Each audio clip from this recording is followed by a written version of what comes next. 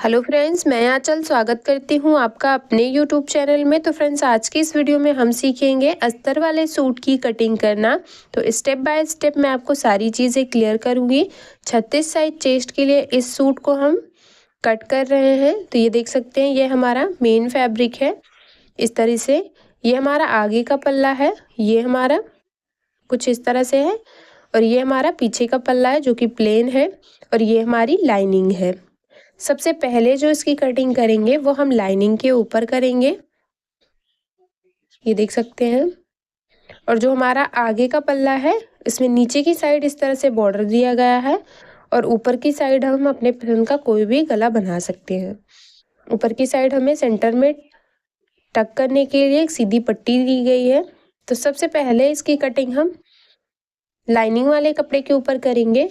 तो उसके लिए यहाँ पे हमें लाइनिंग को इस तरह से ओपन कर लेना है, और यहाँ पे हम इसे डबल फोल्ड करेंगे, और डबल फोल्ड करने के बाद इसे हम एक किनारे से 4 फोल्ड कर लेंगे। दोनों को हम एक साथ कट कर रहे हैं, इसलिए हमने यहाँ पे इसे 4 फोल्ड कर लिया है इस तरह से, ये देख सकते हैं। 4 फोल्ड करने के बाद यहाँ पे देख सकते हैं आपको कितना 4 फोल्ड करना है।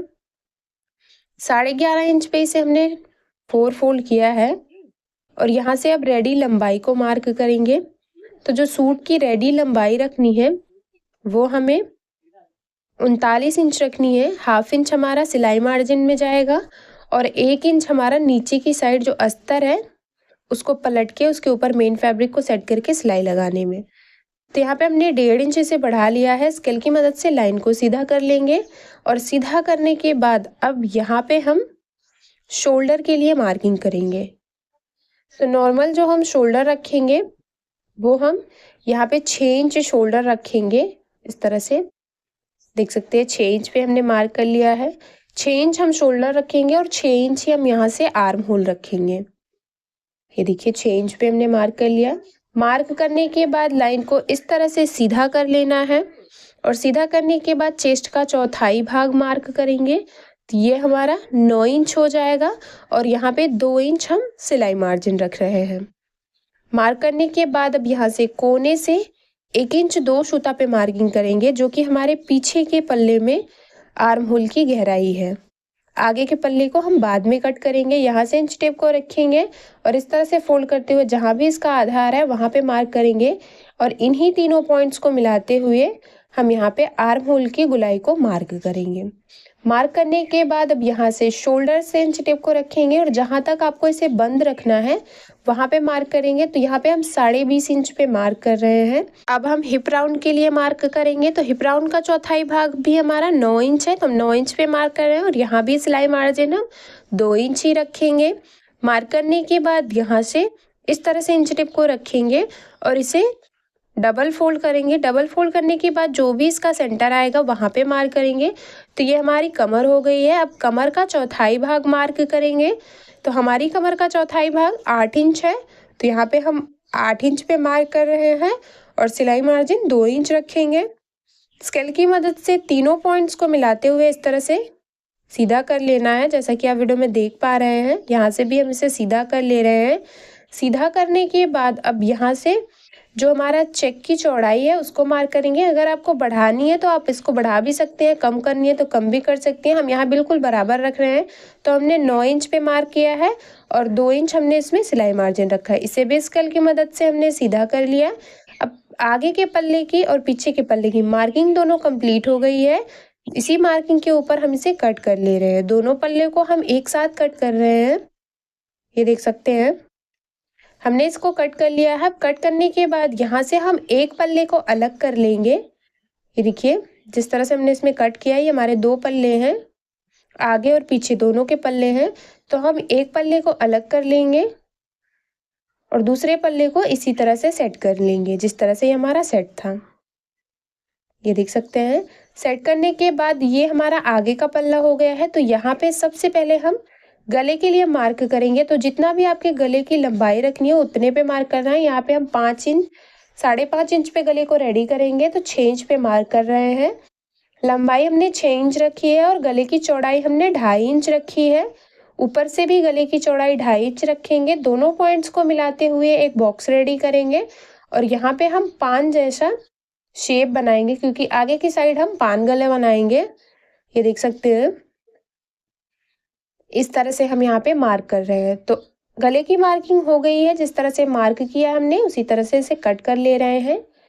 गले की कटिंग कर ली है हमने। अब आर्म होल की साइड हम गहराई को मार्क करेंगे। तो इन्हीं तीनों पॉइंट्स के अंदर की साइड 1/2 इंच आते हैं। यहाँ पे देख सकते हैं, इस तरह से हम मार्क कर रहे हैं। ये देखिए, तो गहराई की भी मार्किंग हो गई है। इसी मार्किंग को हम कट कर लेंगे। तो आगे के पल्ले में हमने गले और गहराई दोनों को कट कर लिया है। ये देख सकते हैं। अब हम इसे साइड में रखेंगे और पीछे के पल्ले में गले की कटिंग करेंगे। इस तरह से देख सकते हैं, इसको हमने सेट कर लिया। सेट करने के बाद जितनी भी आपको गले की लंबाई रखनी हो, उसमें 1/2 इंच बढ़ा के गले को मार्क कर लेना है। यहाँ पे हम 6.5 इंच में गले को रेडी करेंगे, तो 7 इंच पे मार्क कर रहे हैं।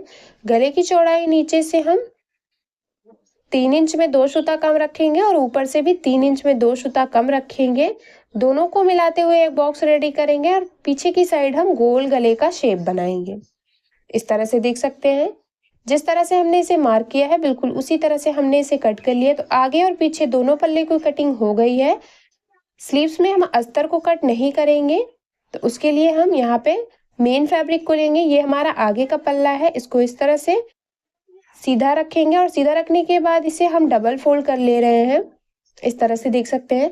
अच्छे से डबल फोल्ड करने के बाद यहाँ पे आगे के पल्ले को लेंगे और इस तरह से नीचे की साइड मिलाते हुए यहाँ पे देख सकते हैं, बिल्कुल अच्छे से सेट करते हुए हम यहाँ पे इस तरह से रखेंगे और रखते हुए बिल्कुल इसके बराबर 1/2 इंच कपड़े को बढ़ाते हुए हम इसे कट कर लेंगे।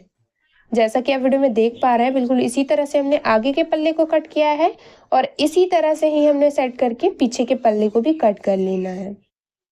ये देखिए, दोनों पल्ले को हमने कट कर लिया है।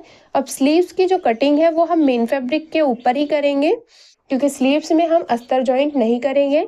यहाँ पे इस तरह से हमें इसे डबल फोल्ड कर लेना है और डबल फोल्ड करने के बाद एक बार फिर से हम इसे 4 फोल्ड कर लेंगे।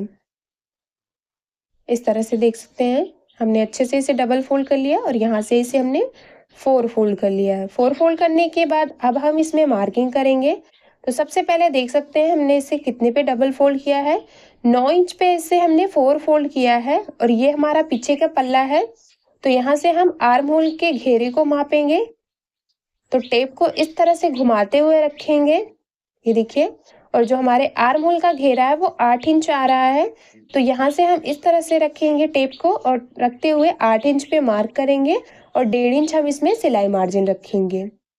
यहाँ पे 1.5 इंच पे हमने मार्क कर लिया है। मार्क करने के बाद स्लीव्स को हम 3.5 इंच डाउन करेंगे। तो उसके लिए यहाँ पे 3.5 इंच पे मार्क करेंगे और मार्क करने के बाद बंद भाग से ऊपर की साइड इस तरह से 1.5 इंच पे मार्क करेंगे। यहाँ तक हमें स्लीव्स को सीधा रखना है। अब मोहरी के लिए मार्किंग करेंगे। तो यहाँ पे मोहरी का जो राउंड है वो हमारा 5 इंच है। 1.5 इंच हम इसमें सिलाई मार्जिन रख रहे हैं। स्केल की मदद से दोनों पॉइंट्स को मिलाते हुए इस तरह से सीधा कर लेंगे।